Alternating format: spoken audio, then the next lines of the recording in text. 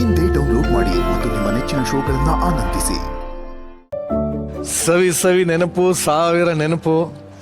ಒಂದು ಇನ್ಸಿಡೆಂಟ್ ಅಣ್ಣ, ಮೊನ್ನೆ ಇದು ಯಾವುದೋ ಇದು ಬರ್ತಾನೆ ನನಗೆ ಸಿಂಹಾಸನ ಕೂರಿಸಿದ್ರಲ್ಲ, ಅದ್ರ ಮಾಡೋ ದಿವಸಕ್ಕೆ ಮಾಮೂಲಿ ಹೋಗ್ಬಿಟ್ಟು ಭಾನುವಾರ ಸೋಮವಾರ ಏನು ಹೋದೆ. ನಮ್ಗೆ ಕೂತ್ಕೊಂಡು ನಮ್ಮಪ್ಪ ಯಾವತ್ತು ಇದುವರೆಗೂ ಒಂದು 500 ರೂಪಾಯಿ ನೋಟ್ ಇಲ್ಲ, 100 ರೂಪಾಯಿ ನೋಟ್ ಕೊಟ್ಟಿರಲಿಲ್ಲ ನನಗೆ ಜೀವನದಲ್ಲಿ.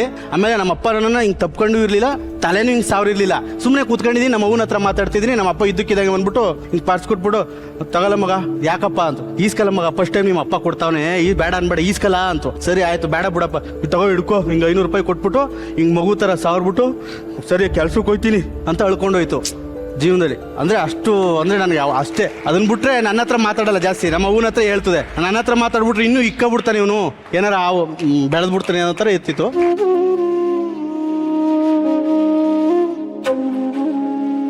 ಅದೊಂದು ಖುಷಿ ಇವತ್ತು ನೆನಪು ಮರೆಯೋಕ್ಕಾಗಲ್ಲ ಅದೆಲ್ಲ.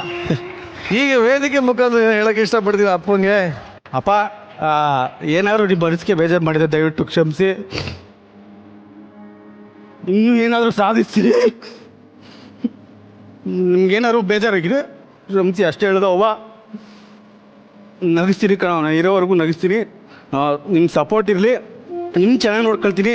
ನಮ್ಮನ್ನು ಸಾಕಿದ್ದು ಆಯಿತು, ಇಲ್ಲ ಇನ್ಮೇಲೆ ನಿಮ್ಮ ನಮ್ಮ ಮಕ್ಕಳು ಥರ ನಾನು ಸಾಕ್ತೀನಿ, ನಿಮ್ಮ ಅಪ್ಪ ಅವನಾಗಿ ನಾನು ಸಾಕ್ತೀನಿ, ಇಷ್ಟು ಭರವಸೆ ಕೊಡ್ತೀನಿ. ಇದು ಬಿಟ್ರೆ ಆಕ್ಚುಲಿ ಅವ್ರ ಎದುರುಗಡೆ ಅವ್ರಿಗೆ ಹೇಳಿದ್ರೆ ಅದೇ ಖುಷಿ ಆಯ್ತು. ಅಲ್ಲೇ ಹೇಳ್ಬಿಡು.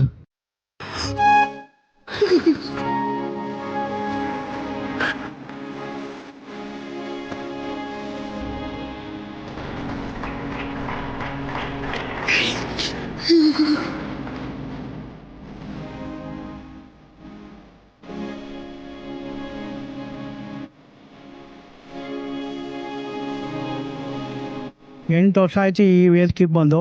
ಈಗ ಒಂದು ಹೆಸರು ಕೊಟ್ಟವ್ರೆ ನನಗೆ.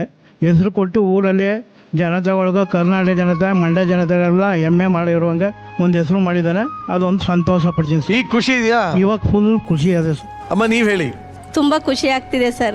ಆದರೆ ನಾನು ಹೇಳ್ತಾ ಇದ್ದೆ ಯಾವಾಗಲೂ, ಎಲ್ಲರೂ ಟಿ ವಿನಲ್ಲಿ ಬರೋರು, ಅವಾರ್ಡ್ಸ್ಗಳೆಲ್ಲ ತಗೊಳ್ಳೋರು, ಇವನು ಹೋಗೋನು ಬರೋನು, ಇವನು ಎಲ್ಲರೂ ನೋಡಿದಾಗ ನನಗೆ ನೀನು ಯಾವಾಗಪ್ಪ ಹಿಂಗೆ ತರೋದು ಅಂತ ಹೇಳ್ತಿದ್ದೆ. ಅವಾಗಿರವ ಅದಕ್ಕೂ ಒಂದು ದಿವಸ ಬರ್ತದೆ ಅಂತ ಹೇಳೋನು. ಅವಾಗ ನಾನು ಹೇಳ್ತಿದ್ದೆ, ಎಲ್ಲರೂ ಫೋಟೋ ತೋರಿಸ್ಬಿಟ್ಟು ಹೇಳ್ತಾರೆ ಹಂಗೆ ಹೇಳ್ತೀಯ ನಾನು ಸತ್ತೋದ್ಮೇಲೆ ಅಂತ ಅಂದೆ.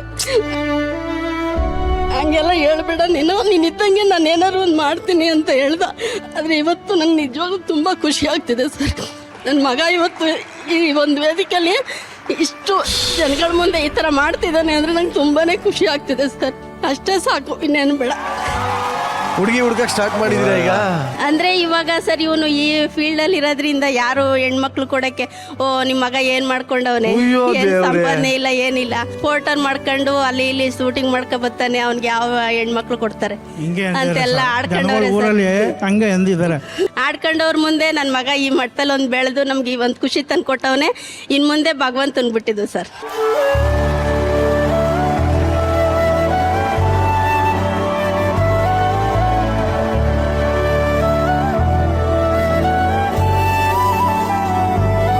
ಏನೇ ಆದ್ರೂ ನೀನು ಮಾಡ್ಲಣ್ಣ, ಏನಾರ ಖರ್ಚು ಗಿರ್ಚಿಗೆ ಏನಾರು ಕೇಳಿದಾಗೆಲ್ಲ ಇವ್ನು ಹೇಳ್ತಾನೆ. ನಮ್ಮ ಅವ್ವಪ್ಪ ಹೇಳ್ತದೆ, ಯಾಕಲ್ಲ ಕೇಳಿದಾಗೆಲ್ಲ ಅವ್ನು ಕೊಟ್ಟಿ ಅಂತ ಕೇಳಿದಾಗ, ಅವೋ ಬಿಡವೋ ಇವತ್ತು ಏನೋ ಅವ್ನು ಕೇಳ್ತಾನೆ, ಮುಂದಕ್ಕೆ ನಂಗೆ ಬೇಕಾದ್ರೆ ಚೆಕ್ಕೆ ಕೊಡ್ತಾನೆ ಅನ್ನೋ ಥರ ಇವ್ನು ನನಗೆ ಹೇಳ್ತಾನೆ ಅಂತಮ್ಮ.